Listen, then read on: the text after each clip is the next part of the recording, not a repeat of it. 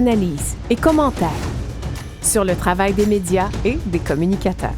Influence Communication présente Médiascope avec Jean-François Dumas. Bienvenue à cette édition spéciale de Médiascope parce qu'aujourd'hui, je vous amène dans l'arrière-boutique d'Influence. On ne parlera pas des médias, on va parler des gens qui surveillent les médias, les gens qui travaillent chez nous. Il faut que je vous raconte une histoire, c'est que depuis quelques semaines, on a mis une offre d'emploi sur Internet, sur notre site web. Et j'ai eu beaucoup de courriels, des gens qui me posaient des questions. Ils disent comment on fait ça? Puis c'est quoi la job? Puis qu'est-ce que ça prend? Puis je ne le sais pas, honnêtement. Je ne le fais pas. Je ne le sais pas. Fait que là, je me suis dit, comment je pourrais expliquer aux gens clairement, efficacement la job? Là, je me suis dit, j'ai une idée. Je vais demander à une des meilleures qu'on a de venir nous l'expliquer. Puis elle est tellement bonne qu'elle donne des formations aux gens qui commencent à travailler chez nous et qui viennent un peu apprendre le métier. Elle s'appelle Émilie Tremblay. Salut, Émilie. Bonjour. Émilie, explique-nous d'abord, ta tâche, toi, c'est recherchiste radio-télévision. Ça veut dire que tu passes tes journées à écouter la radio puis la télé, le rêve de bien du monde, c'est ça? Oui, c'est ça, c'est exactement ça. Je fais une surveillance, j'ai un horaire qui a une série d'émissions de radio, de télévision, et puis je résume chaque partie de ces émissions-là, puis nous, on a une série de clients chez Influence qui veulent savoir ce qui se dit sur eux ou des choses qui les intéressent, des sujets qui les intéressent, puis moi, j'envoie chaque petit résumé aux clients qui s'intéressent. OK, mais c'est pas des téléromans qu'on résume, là. C'est pas des games de hockey. C'est quel genre d'émission que tu surveilles, toi?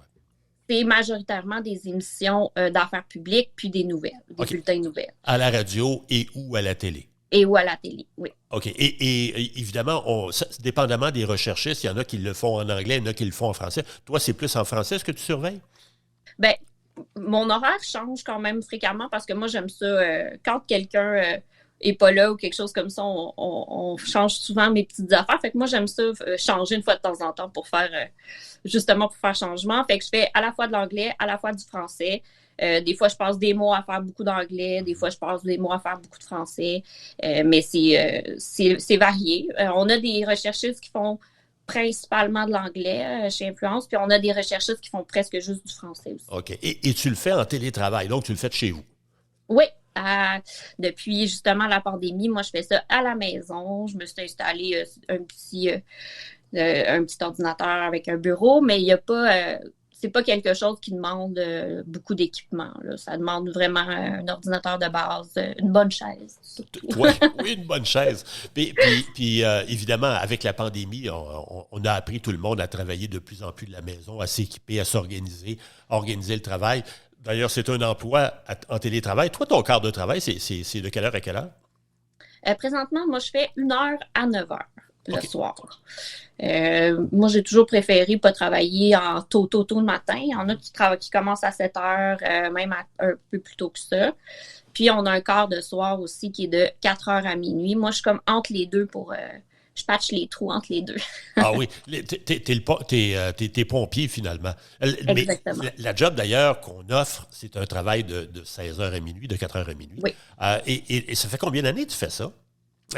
Chez nous, chez Influence, / l'entreprise pour laquelle tu travaillais avant qui s'appelait Démo, ça fait combien d'années que tu fais ça? J'ai commencé en 2009, fait que là, ça a fait 12 ans. Ça a fait 12 ans au mois justement en novembre, là. OK, là, je vais te poser une question. Même si je suis ton boss, c'est pas grave, tu peux le dire. À la longue, c'est-tu le fun, c'est-tu ennuyant? Parle-moi un peu de l'aspect humain de la job. Bien, moi, j'ai toujours... Tu sais, pour moi, un travail... Ça a toujours été le plus important, ça a toujours été l'équipe avec qui je travaillais, puis les gens avec qui je travaillais. Fait que à la fois chez Démo, puis à la fois chez Influence, j'ai toujours adoré les collègues, j'ai toujours eu des bonnes interactions, tout le monde s'aide, c'est très, il y a une belle atmosphère quand on voit les gens. Moi, j'ai toujours adoré ça. Même en télétravail, as-tu des contacts assez réguliers? Ben oui, parce que je me suis fait des amis, tu sais, veut pas, fait qu'on reste en contact quand même souvent. Même avec mon superviseur qui est Richard, des fois je l'appelle pour une question, puis on finit par parler pendant 1 heure au téléphone. Oui, tu sais, fait qu'on s'entend très, très bien, les gens sont gentils. Puis, explique-moi, là, tu rentres, tu commences à travailler, là, et là, tu te branches en ligne, tu accèdes à du contenu enregistré, et tu fais des résumés à partir de ça. Explique-moi un petit peu la mécanique, là. Ben, nous, on a des serveurs sur lesquels toutes les émissions sont enregistrées, puis ils nous font des espèces d'enregistrements d'1 heure. Ouais. Donc, nous, on a un système justement qui nous permet d'accéder à ces fichiers-là. Moi, je vais chercher les fichiers dont j'ai besoin, je fais mes transferts, puis je vais les faire au fur et à mesure de mon corps de travail parce que justement, des fois, les émissions ne sont pas encore diffusées, fait qu'il y a tout ça.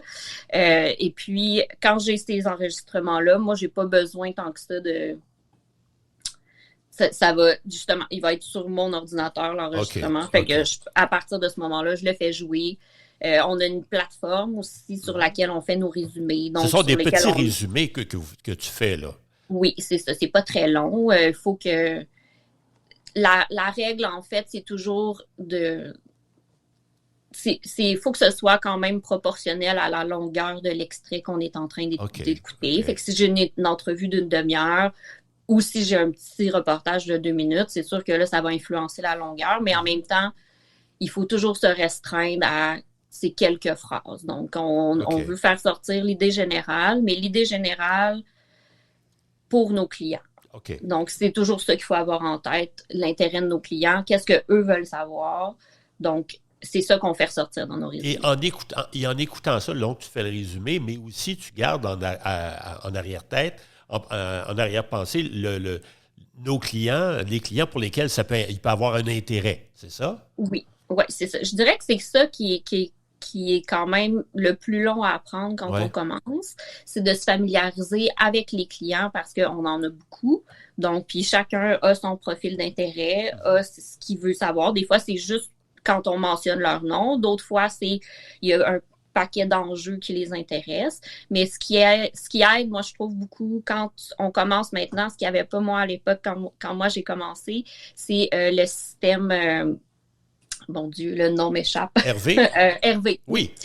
Le système Hervé qui, lui, aide beaucoup les gens. Ça, c'est un système qui nous transcrit, dans le fond, au complet, l'enregistrement en texte. Ouais. Puis, avec un algorithme, il permet justement de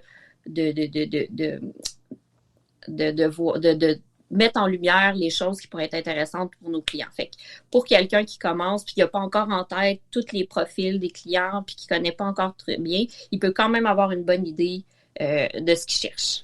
Ça, c'est très intéressant. Pour que les gens comprennent, Hervé, H-E-R-V-A, on l'a appelé comme ça pour l'acronyme RV, les lettres, reconnaissance vocale. Ben, c'est un outil qu'on a développé à l'interne qui permet de faire donc la reconnaissance vocale et de transformer donc en texte. Et après ça, des gens comme Émilie peuvent faire des recherches, identifier et comparer avec nos mots-clés.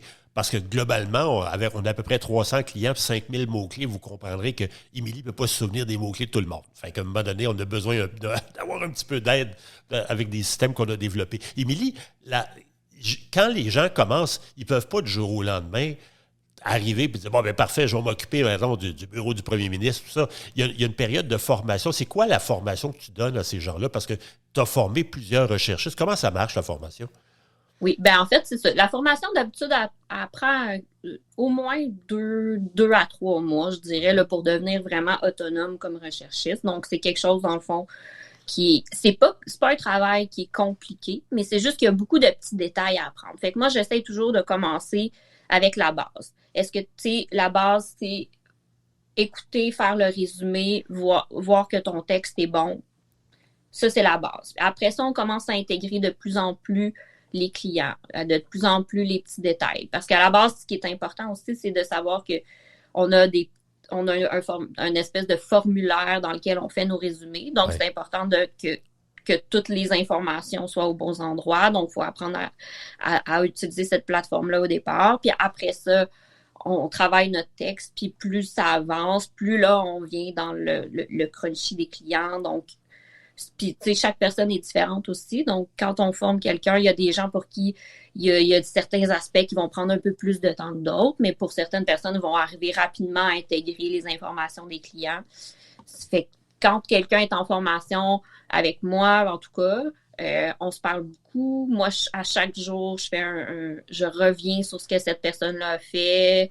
On se parle aussi, on fait des vidéos. Donc, on se parle en vidéo pour pour que je puisse répondre à leurs questions, pour que je puisse justement tout essayer de aller régler tous ces petits détails-là qu'il faut apprendre, qu'il faut maîtriser. Écoute, c'est donc un emploi, quelqu'un qui veut travailler de la maison, qui aime pouvoir avoir des contacts avec ses collègues, mais de faire du télétravail, quelqu'un qui aime l'information, que même si la personne est unilingue en français, on a des recherchistes qui ne font que de la recherche en français, donc ce n'est pas un problème.